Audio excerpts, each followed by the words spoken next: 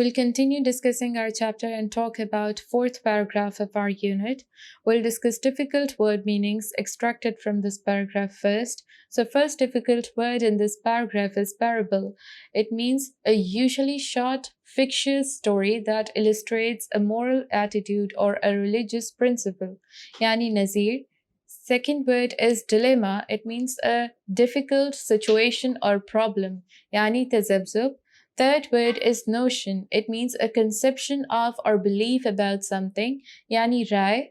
Fourth word is thrift. It means the careful use of money, especially by avoiding waste, yani kanjusi. Fifth word is consumption. It means the act of using, eating or drinking something, yani cup. Sixth word is commodities. It means a substance or product that can be traded, bought or sold. Urdu mein se kahenge tijarati ashya. Seventh word is usurped. It means to take control of a position of power, especially without having the right to, yani najaiz kabza karna. Eighth word is condescending. It means treating someone as if you are more important or more intelligent than them, yani takabbur karna. Let's move on to its explanation. Fourth paragraph में writer किस बारे बात करेगा? जो economics word है इसकी एक history है, उसके ऊपर जो है राइटर रोशनी डालेगा। राइटर कहता है ये जो वर्ड इकोनॉमिक्स है इसके अंदर एक बहुत अच्छा मोरल लेसन छुपा हुआ है, जिस पे अगर हम रोशनी डालेंगे तो उसके आउटकम में क्या होगा कि हमारे जो सोसाइटी के मेन एंड वुमेन है उसको एक चैलेंज ऑफर किया जाएगा।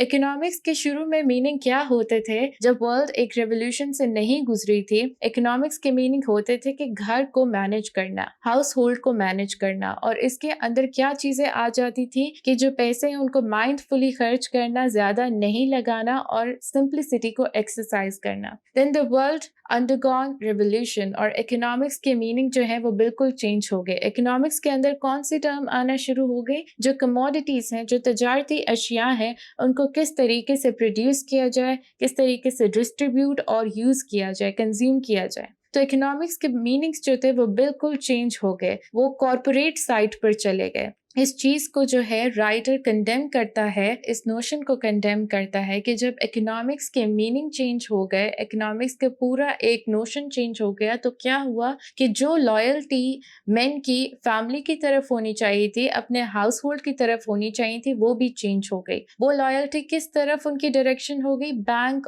ऑफिसेस, फैक्ट्रीज और स्टोर्स वगैरह की तरफ इनकी जो लॉयल्टी थी उनकी डायरेक्शन चली गई। और क्या हुआ कि जो हाउस, जिसको होम इकोनॉमिक्स का सेंटर कहा जाता था, वो भी चेंज हो गया। होम इकोनॉमिक्स का सेंटर अब कौन सी चीजों को, इंस्टीट्यूट्स को कहा जाने लगा? ऑफिसेज, बैंक्स और स्टोर्स को। तो इस तरीके से जो सारे नोशन चेंज हुए, एक होम इकोनॉमिक्स के मीनिंग चेंज हुए, राइटर उससे डिसएग्री करता है। फाइनल ट्रांसफॉर्मेशन किस चीज की है? राइटर कहता है कि जो घर है होम इकोनॉमिक्स का, उसकी अब डिग्रेडेशन होना शुरू हो गए। यानी कि होम इकोनॉमिक्स का घर वो किसको कह रहा है? यूनिवर्सिटी ऑफ आयोवा, जिसको यूनिवर्सिटी ऑफ होम इकोनॉमिक्स कहा जाता था, आफ्टर रेवोल्यूशन उसका नाम भी चेंज हो गया और वो यूनिवर्सिटी या कॉलेज ऑफ कंज्यूमर साइंसेस कहलाने लगी। तो इस तरीके से जो होम इकोनॉमिक्स का एक घर था उसने अपनी सेल्फ रिस्पेक्ट खो दी, उसकी भी डिग्रेडेशन की गई और अब होम इकोनॉमिक्स का कोई घर नहीं रहा।